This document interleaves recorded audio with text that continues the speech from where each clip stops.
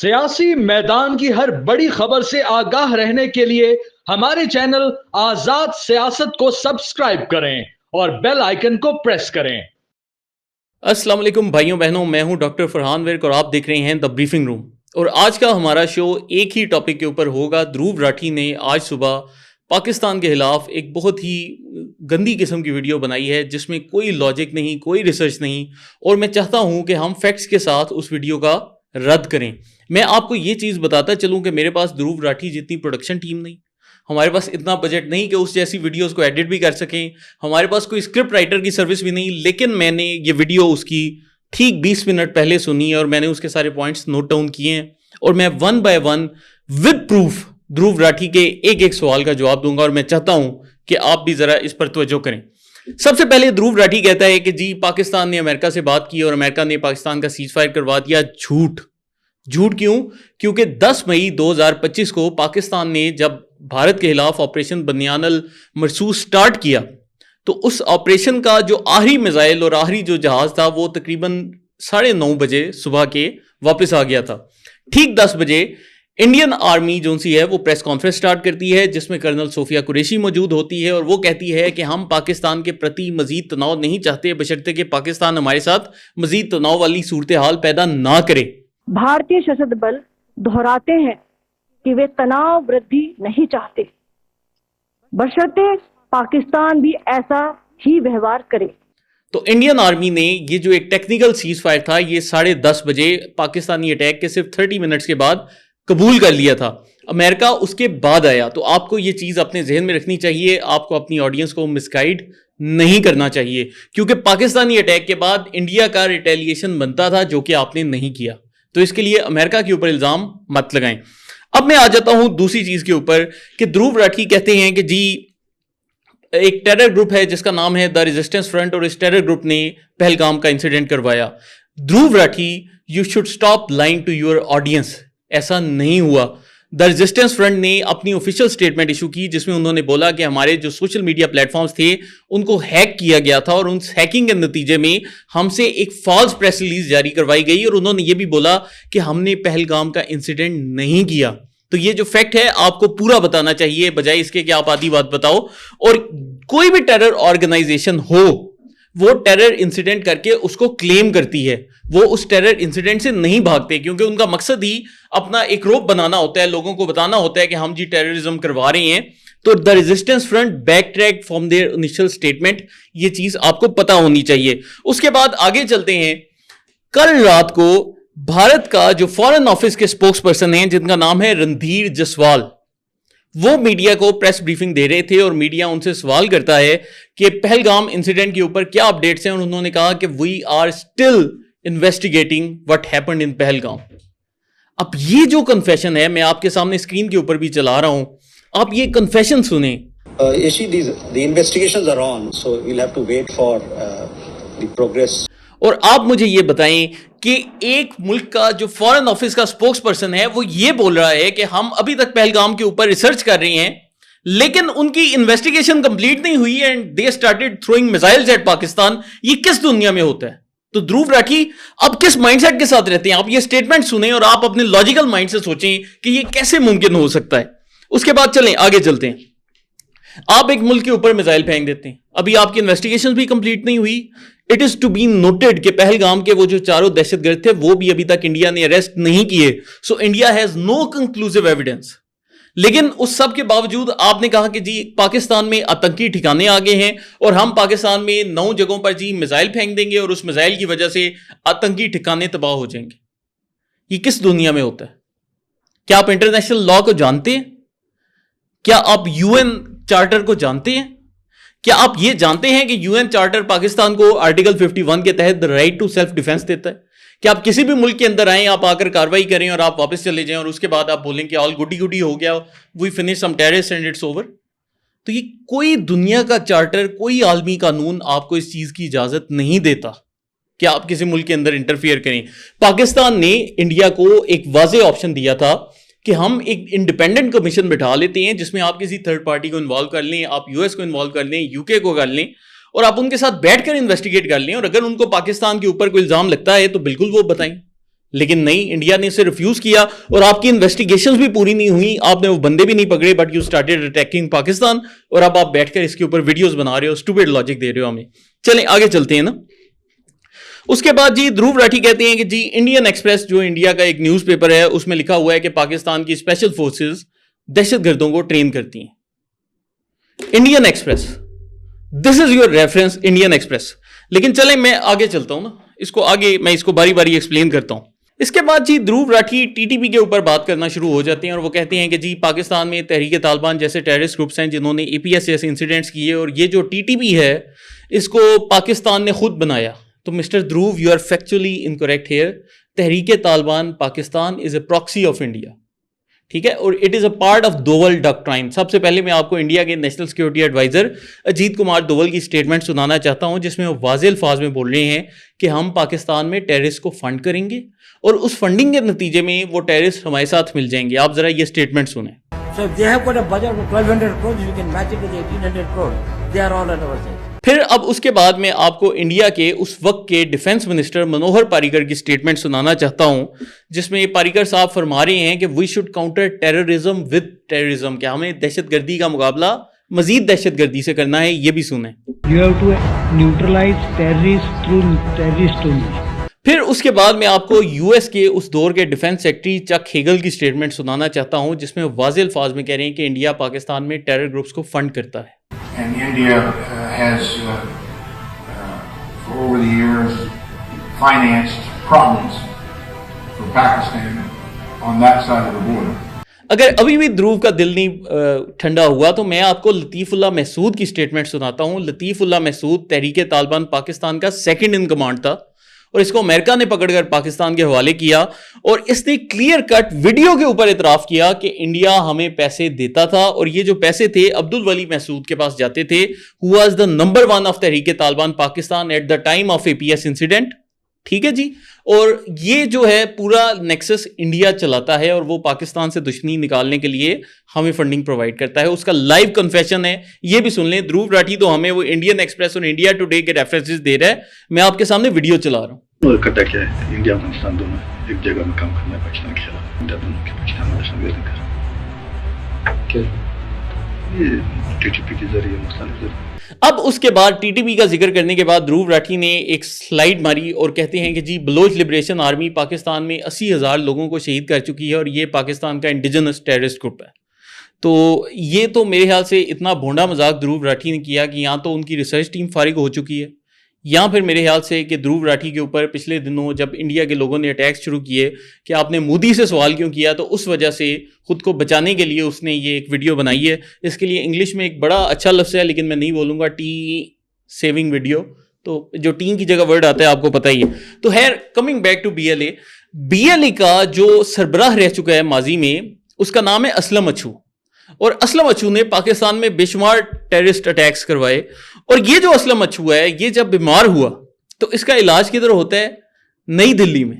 جی ہاں, انڈیا کی کیپٹل میں Baloch liberation army which is a designated terrorist group by the United States of America by the United kingdom, جس کو دنیا کے سپر پاورز ایک دہشت گرد گروپ کہتے ہیں, اس کے سربراہ کا علاج نئی دلی میں ہوتا ہے. اس کی باقاعدہ تصویریں بھی آتی ہیں, اگر دھروو راٹھی کو چاہیے تو میں دکھا دیتا ہوں.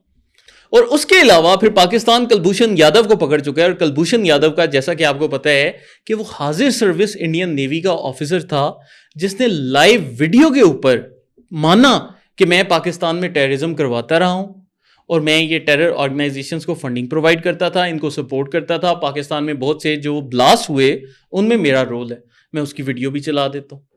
I am a serving officer of the Indian Navy.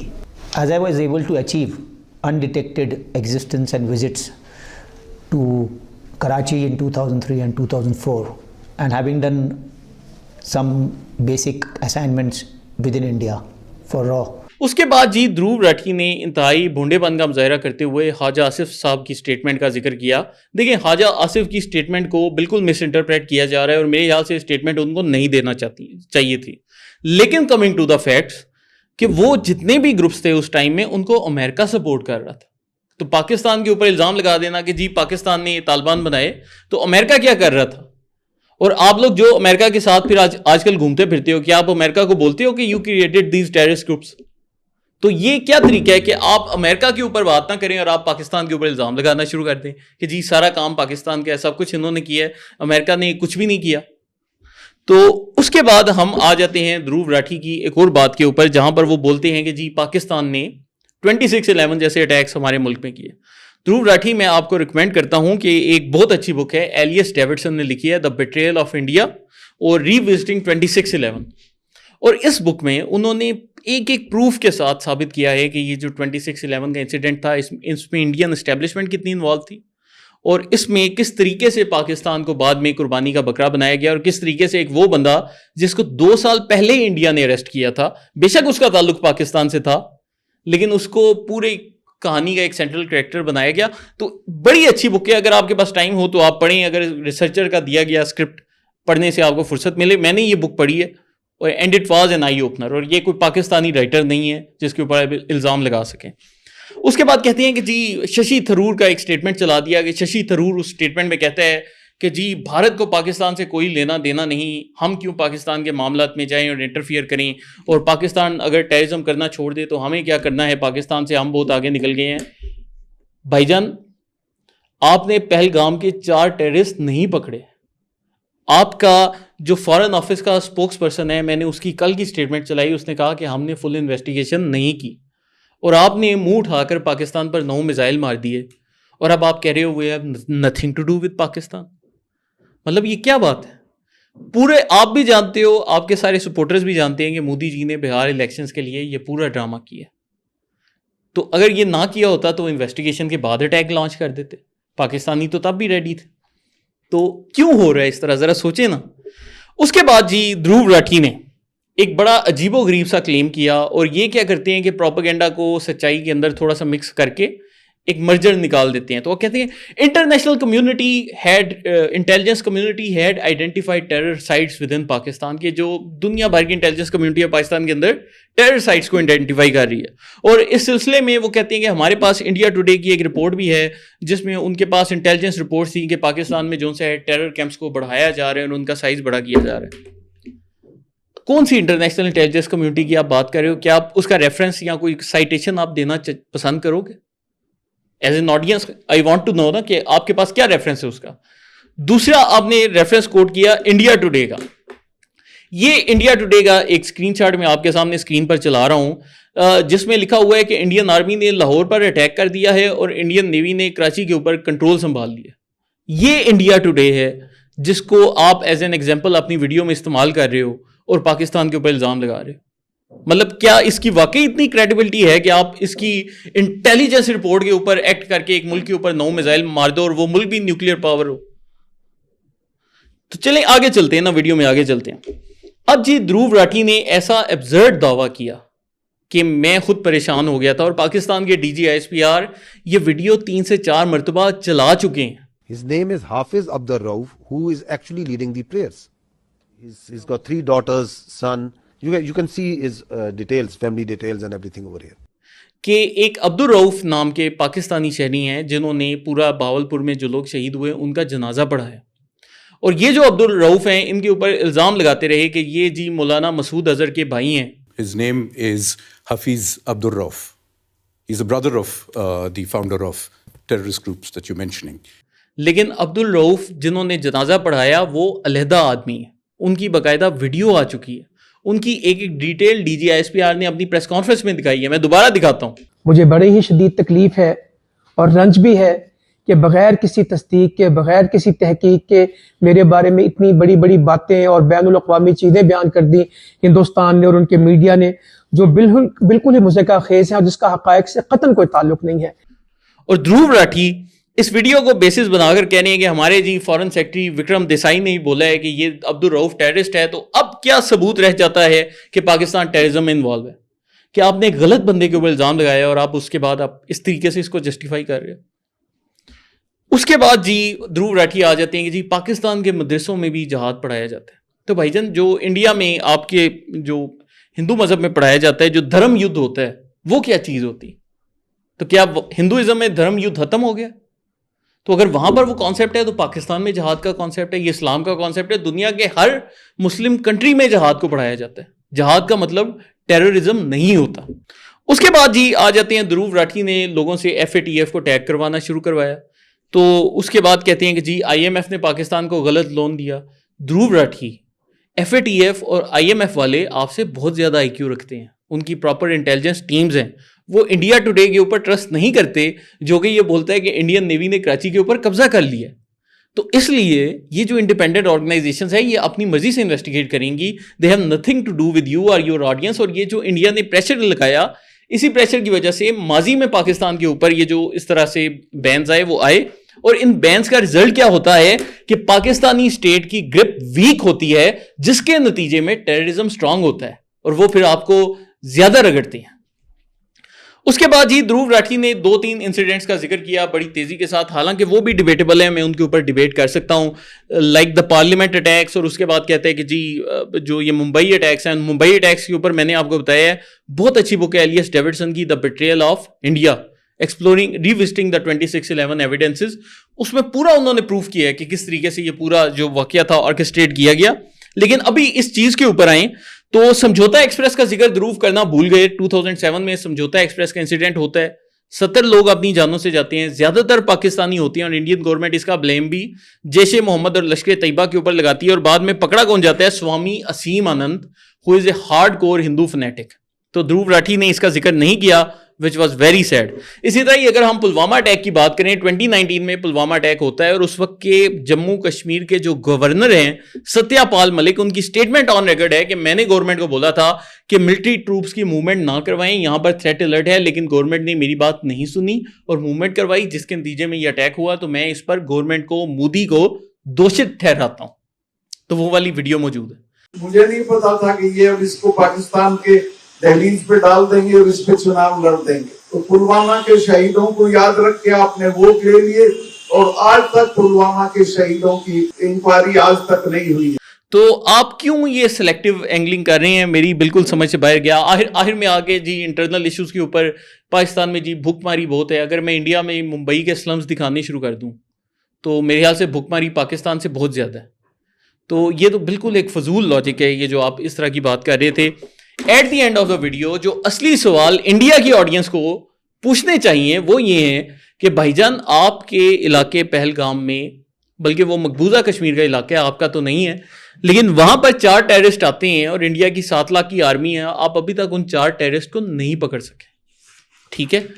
اس کے بعد جو دوسرا سوال بنتا ہے وہ یہ ہے کہ انڈیا کے فارن آفس کے اسپوکس پرسن نندیر جسوال بولتے ہیں کہ پہلگام کے اوپر ہم نے ابھی تک انویسٹیگیشن پوری نہیں کی, اور اس سب کے باوجود آپ ایک نیوکلیئر اسٹیٹ کے اوپر میزائل مارتے ہو, اور پھر آپ ایکسپیکٹ کرتے ہو کہ وہ والا ملک آپ کو اس کے جواب میں پھول پیش کرے گا.